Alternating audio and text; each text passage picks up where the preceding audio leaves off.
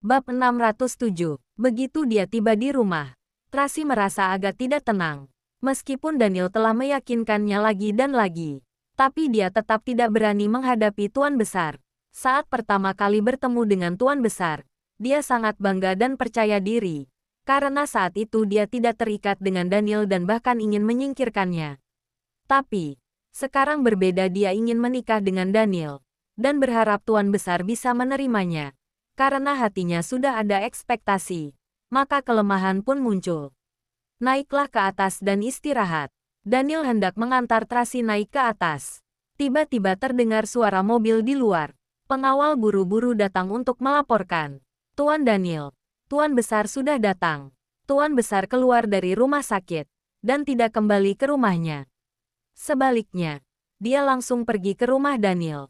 Dia datang ke sini sebelum anak-anak pulang sekolah.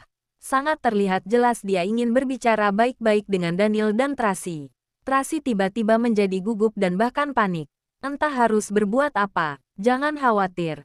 Ada aku. Daniel membawanya keluar. Semua pelayan dan pengawal berbaris rapi dan teratur dalam dua barisan. Bibi Juni sedang membereskan koper di kamar. Tapi ketika melihat semua orang bergegas keluar untuk menyambut, dia juga mengikuti mereka. Ketika dia mengetahui bahwa Tuan Besar yang datang, wajahnya berubah menjadi serius. Dia tahu, jika nonanya ingin menikah dengan keluarga Wollens dengan lancar, dia harus mendapat restu dari Tuan Besar dulu. Daniel sendiri yang melangkah maju untuk membuka pintu mobil, dan memapah Tuan Besar keluar dari mobil. Para pengawal mendorong kursi roda. Daniel memapah Tuan Besar duduk, memandangi kaki kaku Tuan Besar. Dia tidak bisa menahan kerutan di dahinya. Kakinya belum sembuh. Sepertinya perlu melakukan perawatan lagi untuk sementara waktu. Jika kamu di sini untuk membuatku marah, tidak ada gunanya perawatan, kata Tuan Besar dengan marah.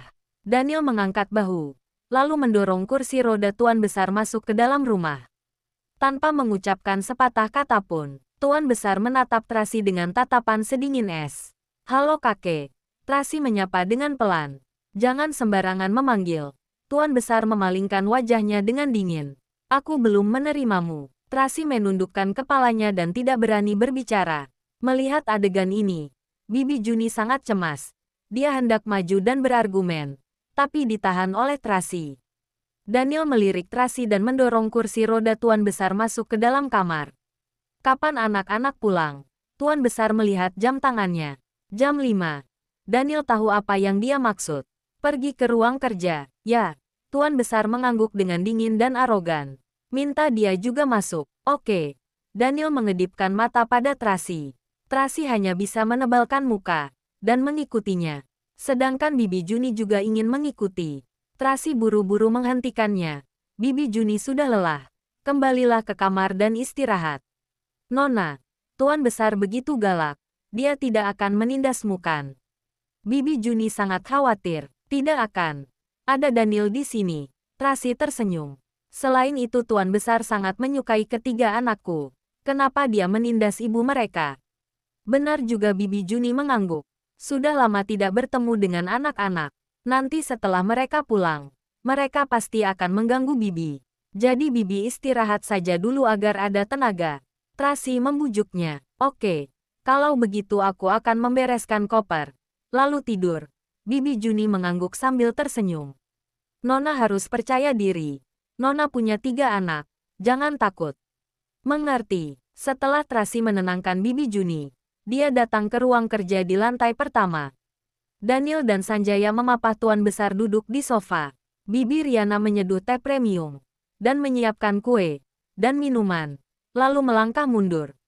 Di pintu Rian dan Thomas menunggu dengan tenang. Sanjaya berdiri di belakang Tuan Besar dan siap melayani kapan saja. Daniel meminta Tracy untuk duduk di sofa di seberang Tuan Besar. Daniel malah sangat santai dan bahkan mengangkat kakinya dengan santai. Sedangkan Tracy duduk tegak, seperti anak kecil yang siap mendengarkan pelajaran. Tuan Besar menyesap teh dan akhirnya berkata, "Kamu benar-benar keras kepala, bertindak dulu, baru membicarakannya. Mengirim undangan pernikahan ke kerabat dan teman tanpa izinku." Bab 608. Aku yang menikah. Bukan kakek yang menikah. Daniel berseru. Dan pada saat melihat wajah Tuan Besar berubah menjadi muram, dia segera berkata dengan senyum nakal, "Bahkan, anak pun sudah ada, apa kamu masih tidak merestui?" Daniel tahu bahwa kelemahan Tuan Besar adalah anak-anak. "Jangan gunakan anak-anak sebagai tameng. Aku tidak akan merestui," teriak Tuan Besar dengan marah. Daniel cemberut, tidak bergerak, dan memberikan Tracy secangkir teh hitam untuk kesehatan. Tracy mengambilnya dan tidak berani meminumnya, hanya untuk menghangatkan tangannya. "Tanpa persetujuanku, kamu tidak bisa melangsungkan pernikahan," Tuan Besar memperingatkan dengan tegas. "Jangan berpikir bahwa kamu bisa membuat keputusan sendiri, hanya karena sikapmu yang keras. Sebagian besar aset grup Skywell ada di tanganku. Jika kamu berani melawanku, maka keluarlah. Meskipun grup Skywell didirikan olehmu, tapi itu hanya sebagian kecil dari aset grup Skywell. Hanya dengan aset grup Skywell saja, maksimal kamu hanya setara dengan keluarga Linda Hilton. Dan tidak sebanding dengan bibimu.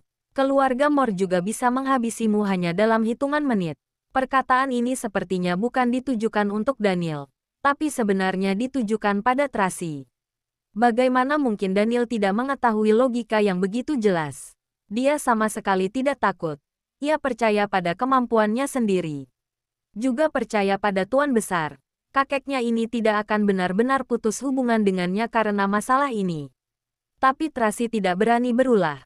Meskipun Daniel jarang bercerita tentang perjuangannya, tapi dia juga tahu beberapa hal. Daniel sudah tidak punya orang tua sejak kecil, dan dia mulai menerima pelatihan seperti iblis pada usia 6 tahun.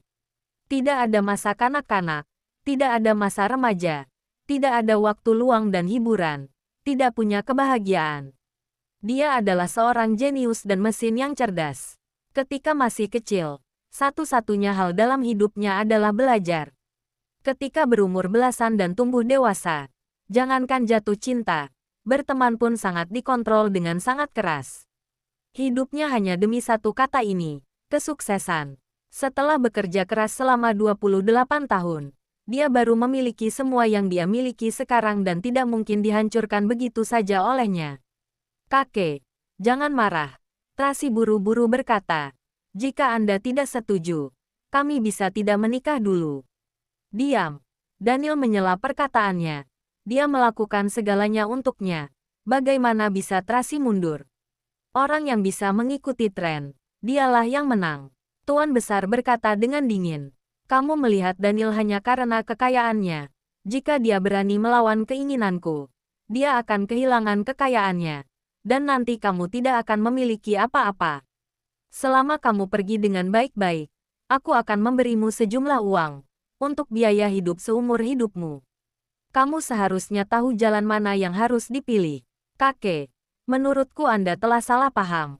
Tracy tersenyum pahit. "Ketika aku bersama Daniel 4 tahun lalu, kami tidak saling kenal. Benar-benar tidak disengaja. Baru ditakdirkan seperti ini. Apa maksudmu? Kamu bersama Daniel bukan karena kekayaannya." Tuan Besar mencibir dan mengejek. 4 tahun lalu itu tidak disengaja. Tapi 4 tahun kemudian, kamu berani bilang itu bukan karenamu. "Bukan," Tracy berkata dengan rendah hati. 4 tahun kemudian kami bertemu dengan identitas lain. Aku bahkan tidak tahu bahwa dia adalah Daniel. Kedengarannya memang tidak masuk akal, tapi aku benar-benar tidak merencanakannya." Pandai bersilat lidah, Tuan Besar tidak ingin repot-repot berurusan dengannya. "Intinya aku tidak akan menyetujui pernikahan ini. Bahkan jika undangan sudah dikirim juga tidak ada gunanya. Aku akan meminta orang untuk mengumumkan bahwa pernikahan akan dibatalkan. Kakek, jika kamu masih ingin memanggilku kakek, lakukan saja seperti yang aku katakan." Tuan Besar langsung memotongnya dan tidak memberi Daniel kesempatan untuk berdebat. "Aku pernah bilang, aku tidak akan membiarkan wanita ini masuk. Bagaimana dengan ketiga anak itu?" Daniel mengatakan poin kunci lagi. "Apa kamu tidak ingin anak-anak mengubah nama keluarga mereka menjadi Wallens? Ingin mereka mengenali keluarga, maka mereka harus diberi nama keluarga. Jangan lupa like, comment, and subscribe ya. Terima kasih. Tunggu terus kelanjutannya."